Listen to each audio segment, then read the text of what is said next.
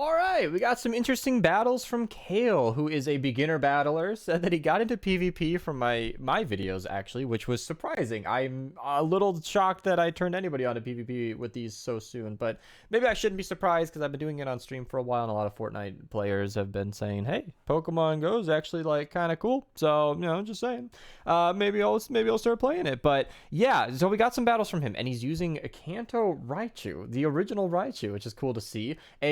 An Empoleon with Hydro Pump, believe it or not, which should definitely be Hydro Cannon, but that's okay. If you're a beginner, you got what you got. And he definitely played for the Talonflame Community Day, which is really nice to see. So I'm very interested to see how these battles go. These are old. I'm sorry. I've been sitting on these for a while. I am very behind on these videos. I was kind of trying to go at like a 1 video per day rate, and then I realized that I had more gameplay submitted to me than I had time to cover Great League. So I'm kind of just covering this now. It's probably Ultra League as you're seeing this, but it's okay. I didn't want these battles to be missed, because here's the thing. A lot of content creators, this is a great lead, by the way. Azumarill versus Raichu, great lead for him. I do not know why they're staying in, but a lot of content creators don't cover Great League after Ultra League comes around, and that is a Rock Smash Azumarill. Okay, cool. So that proves to me that there is a hidden rating where in my battles, by the time I was rank 9, suffice it to say, all of my opponents' Azumarills all were using Bubble. And I think it actually ranks people based on, oh, that is why he didn't swap out.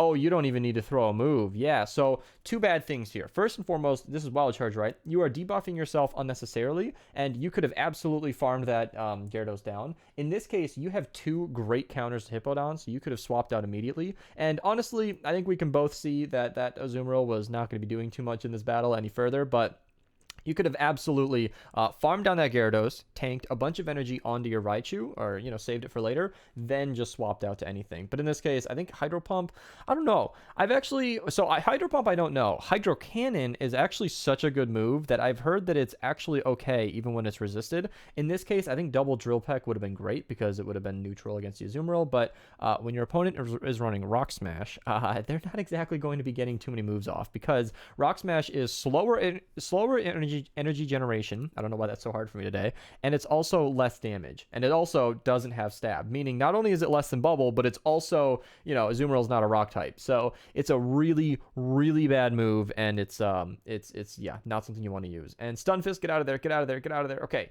go, go, go, go, go. I don't remember what his lead was. Kanto Muck. So Muck is going to be interesting for his entire team. I think Empoleon might have had the better matchup because Muck has Poison Jab. Usually. I don't even know what he's running, but usually has Poison Jab. And in this case, he would have been able to resist that with Steel. Is Earthquake? Okay, go. Cool. Calling the Rock Slide bait. Once again, I think farming down would have been the play, because he just threw his energy as soon as he got it, which is why there was no chance that was going to be an Earthquake. So he has no more energy. You could have thrown a couple of more waterfalls, but in this case, I don't know. Switch advantage is pretty important, but honestly, Muck is only really going to be threatening the birds in the back with the Thunder Punch. So you can probably just save a shield and be completely fine. I think you have pretty good neutral matchups here, and especially with Talonflame in the back, you always want to save a shield for that. And in this case, I would honestly come in with Talonflame. Just start farming up with Incinerate, start ramping up that Flame Charge damage. And I did note while I was making this overlay that he was running Hurricane. So I've thought about Hurricane. I don't even have a bad thing to say about it. Like, Hurricane is a really good flying type move, kind of hits like a truck, but Brave Bird is very strong. And so most people use Brave Bird for the nuke, but I'm curious to know if Hurricane's any better. I should have looked that up before the video. Maybe somebody in the comments can help me out. Let us all know. I'll try to pin a comment. That's a shiny Talonflame. Very nice. I see you got some pretty good stats on that. I got in this stuck position where I had some pretty okay shinies for Talonflame, like a couple of like Great League rank 140 or whatever, but I just couldn't help myself. I caught a rank 13, two rank 13s, believe it or not, but I caught a second rank 13 that, when evolved, was the max CP that Talonflame can be for Great League. And I was like, oh my goodness. I want to flex a shiny, but I don't care that much about shiny, and 0 Stardust was really enticing to me. So I went for that. I definitely went for that. But yeah, I see that she got the shiny here, which is really nice. So this is an interesting circumstance where he would have been at the Brave Bird already. Is Brave Bird like a lot stronger than Hurricane? I'm gonna look this up actually. Talonflame. Oh my goodness, I can't type. Pokemon Go. Let me see it. Because Brave Bird debuffs you, so it wouldn't surprise me if they balance things out by making it a lot weaker. And having the Pokemon in the lead that he did, I would have actually tanked the Raichu, because Venusaur is going to be pretty good against your whole team. Well, I guess it's going to be pretty good against Empoleon. So what that meant is if Talonflame didn't come out of this matchup winning, it was actually going to be in a really bad position. So yeah, Mud Bomb is not going to threaten much, and Blizzard isn't anything we're scared of. Please be Venusaur and don't swap out. Okay, another Talonflame. That is a really good matchup for Raichu. In this case, Talonflame is going to shield no matter what, so there's not really any sense in debuffing yourself here. It's really important to see that defense harshly fell, because that matters a lot. In this case, you got lucky and it went through, but it looked like if that Incinerate would have landed, you would have definitely lost your Raichu there. I think Double Thunder Punch would have been safer, but it doesn't really matter. He was going to shield both, and we knew that. Coming with Talonflame, okay.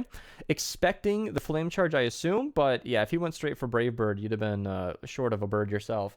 Okay, in this case, Hurricane is definitely nice because he's not going to debuff himself, which is cool. It's going to do plenty of damage, and he can potentially throw a Flame Charge, which is really nice. So I don't, man, double resisted Vine Whips. I think the Brave Bird would have been fine here, but look how low that Talonflame is. He might have died without it. I don't know, but great win regardless. Let me look this up. So Hurricane versus Brave Bird. Let's hear it. So Hurricane does 110 over 65, and the Brave Bird does 130 for 55 energy. So it's doing more damage for less energy, but you get that debuff. So I think Brave Bird is definitely the better move to run. However, I can understand how lowering your own defenses can be not that enticing, as we saw in the last matchup. So the way that moves work in Pokemon Go is immunities don't exist anymore. What happens is water takes super effective, which is essentially a +1. It's not mathematically accurate, but that's how I think of it. Super effective is +1, double super effective is +2. And then immunities are treated as -2, meaning in the main series games, electric can't even affect ground, so it just wouldn't do any damage. In Pokemon Go, that kind of breaks the game. So in this case, it'll just do -2 damage. So throwing electric moves onto Whiscash is as resisted as a fire move is in this case. So because, as we saw in the last matchup, most Whiscashes, if they're not running Water Gun, which this one isn't, if they're running Mud Bomb and Mud Shot there, then it's actually going to be single resisted on the Talonflame, because it's double resisted by the flying and single resisted by the fire. So in a weird situation, the fire type Talonflame is actually a really great matchup against the water type Whiscash, and that's only because the only significant damage Whiscash is going to do is with Blizzard, and good luck landing one of those. That is literally very lucky. In this case, once again, you absolutely could have farmed down. It's very important to manage your energy. You got a shield in this case, so it worked out, but you certainly want to hold on to that energy a little longer. Same thing here, where you did not need to throw this Wild Charge right away. The main tactic for most Wild Charge runners, people who use Mew or anything that runs Wild Charge, is to build up to 2 and then throw 2. In this case, again, Wild Charge does a lot more damage than Thunder Punch, so that is definitely the right move to go to, especially against Bastiodon, which is a super tanky Pokemon, as you will certainly find. You also have a Talonflame in the back, which is very useless against Bastiodon. In this case, all of your mistakes are going to be forgiven, because Empoleon is a huge counter to Bastiodon, especially one that's running Flash Cannon, which is, I believe, resisted by water and the steel typing on Empoleon. So I'm pretty sure Stone Edge or even Flamethrower would have been better options, but GG Bastiodon. All right, moving on to the next game against Jimmy and Jimmy. Okay, he is 2 people apparently. Let's see how this works out. Raichu versus Lantern. Okay, so hitting for neutral on both ends, I believe. Oh, it's Water Gun, yeah, so neutral on both ends. If they were running Spark, it would have been resisted. Running Water Gun. I guess you're going to be... Oh, man, you got to stay in with this matchup. You need to win... you need to do as much damage to this Lantern as possible. At this point, after getting a shield, I would farm up to 2 Wild Charges and then throw them back to back. Because he can't shield another Wild Charge, at this point, especially Wild Charge, you need to do as much damage, because that Water Gun is going to shred Talonflame, and the Thunderbolt coming from this thing is going to do a ton of damage to Empoleon. So you really need to do as much as you can with Raichu. Great, he's doing exactly what I said he should. He got double shields with Thunder Punch, and he's going going straight for the wild charge. That should KO and leave you debuffed, which is great because Crobat's going to get minimal farm. Now, Crobats generally run Wing Attack, which would be resisted by Empoleon, which is kind of nice to see. I would have personally, because I'm a Talonflame fanboy, I would have come in with Talonflame, started ramping up that Flame Charge, and get ready for whatever's in the back, because the opponent has no shields, meaning Talonflame is in a prime position to nuke whatever is back there. I'm pretty sure Fire and Flying hits neutral for almost the entire meta. And again, Lapras is a perfect example. If I would have been ramped up, or if you would have been ramped up with Talonflame here, a boosted Brave Bird makes quick work of a Lapras. However, Empoleon versus Lapras is a really winning matchup, especially when that Lapras is running Frost Breath like we see on the enemy here. Frost Breath is better for overall damage output from the fast attack, but it generates a lot more energy. And that hurts to look at because well, two cases. One, that Drill Peck would have KO'd long ago. We don't need the Hydro Pump here. Maybe you're just flexing on him. But one, Ice Beam is Legacy. So that means that, you know, two, they had to TM away the Ice Shard on that Lapras. Or they use an Elite TM to get Ice Beam. Either or, something was wasted on that opponent's Lapras, and it makes me want to cry. GG, though. Was that back-to-back 5-0s? Oh, no, that was a 5-0 to start the set. Very good. Very well played. Let's move on and see how this goes against Terriel. I can't read that name. T-E-E-R. Is it Terry? Or is it T? I don't know. Clefable, there we go. So great matchups in the back. You could swap immediately. You could swap anytime. You could absolutely swap to either of your... You don't need this, all right? So Steel and Fire both resist Fairy. So you could have swapped into Empoleon or Talonflame. I'd have said Empoleon because Talonflame needs shields down to be very effective. Throwing a move there would have been a great way to get a shield. We did not need to let that Raichu go down. That's okay. We can at least farm down Talonflame. Pretty much everything's going to be single resisted or Ice Beam, which I believe does neutral. Does it have Ice Beam? I never know. Clefable and Wigglytuff, I get it mixed up all the time. I think they both know Ice Beam, but I'm probably wrong. Umbreon, oh goodness. Okay, so in this case, he's properly baiting, which is great, because two reasons. First and foremost, he's very likely to shield a Brave Bird. Two, you're going to be weakened, which means you're going to be taking more damage from that matchup, whether or not he shields it. And that brings me to my third point, which is Brave Bird is not going to KO an Umbreon from this range. So that was the dream situation, and you just threw it. Okay, so we were double buffed there with a shield still, meaning Brave Bird, like right now, real time, that Umbreon would be dead. So I don't know what you were saving it for, but that's okay. Throwing the Brave Bird would have absolutely been the way to go. And I do mean it's okay because I'm pretty sure Talonflame can farm down here.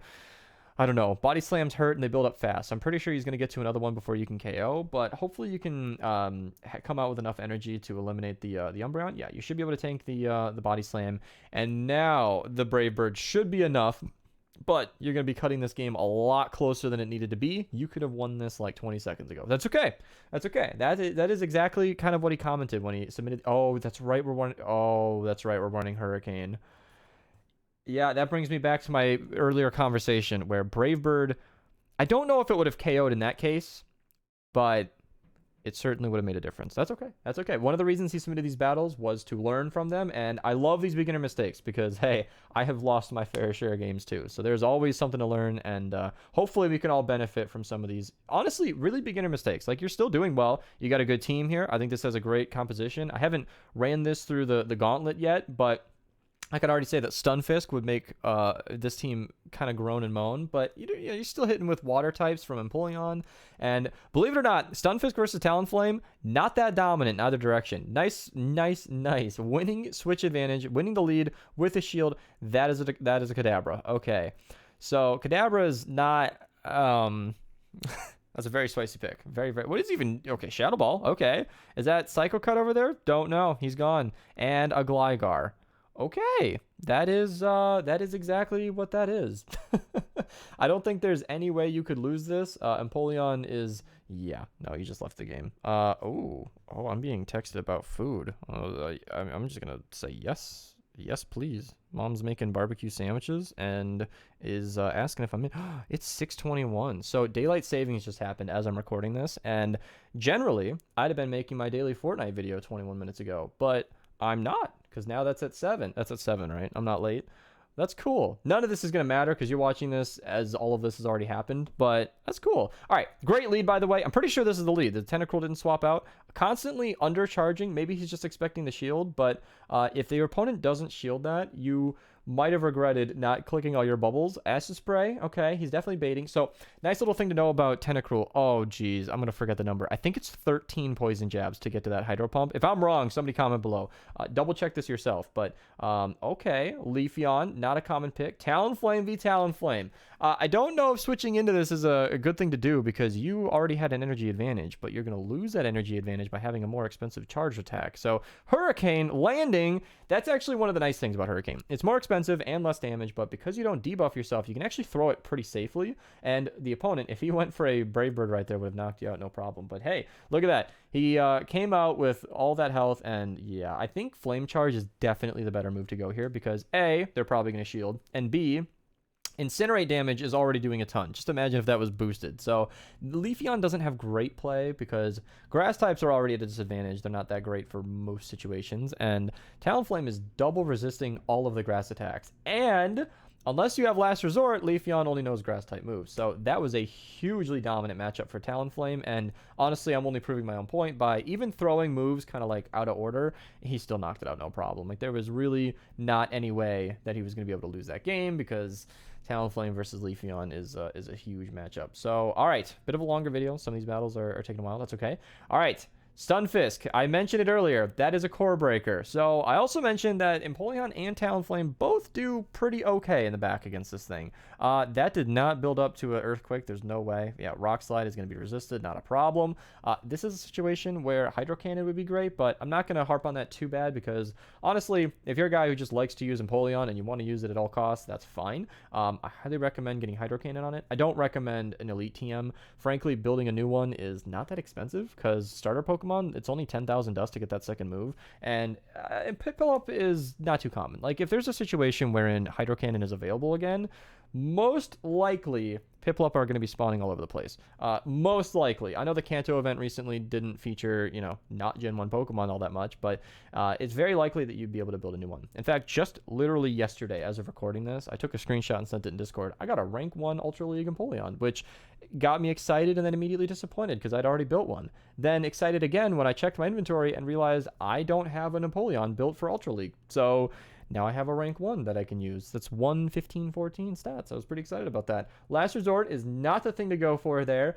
When in neutral situations, you definitely just want to use Foul Play or even Dark Pulse, because both of those are going to have that stab bonus from Dark. But in this case, honestly, you can just go straight Flame Charge, and we're going to be completely fine. The opponent should have thrown a Foul Play at that point, but because they seem to be going for Last Resort, they're actually not able to get it off in time, and wow, they never even threw a move. Okay, I'm almost certain they would have had a move at that point. A lot of Talonflame. So I think what's happening here is because these battles are so old, Talonflame is probably brand new, and he's in the lower leagues, where I'm not trying to be offensive. I'm just saying when you're in the lower leagues and you don't have as much powered up, I'm assuming lots of newbies are very excited to use the community day Pokemon that they just used. Hell, that's exactly what I did. Talonflame came out, and what do you think the next team I built was? Featuring a Talonflame, because, hey, community day comes around, and you definitely want to take part in that. So, nice, easy, quick game. I'm going to double check the playback on this. I think he might have, I don't know. It feels like his battles are slowed down. But I'm pretty sure I had it sped up. Either or. Oh, I don't think I had him sped up. Was I watching on a slower speed this whole time? That's all right. All right, Azumarill versus Raichu. Oh, he's been using a... Oh, my goodness. I'm 18 minutes into this video, and my dumbass thought that was a Kanto Raichu this entire time. They all look the same to me. Wow. I don't know how I made that mistake. It's like I knew this was an Alolan Raichu the entire video, and yet I've gotten this far in. That's all right. I'm going to pin a comment or something because I'm not re-recording the whole thing. It doesn't change how the battles played out, but here's the thing that happened to me. I had this weird spin around where I never played in the Alolan region. I played with Gen 4 as a kid, and I have always and forever seen it just as one Raichu. And then Pokemon Go came around, Alolan Raichu came around, and now in PvP, I have seen Alolan Raichu so much more than regular Raichu that I kid you not, it has essentially replaced my memory of Raichu. So it's got to this point where I can go an entire video like this and not even know which Raichu I'm looking at because I don't care.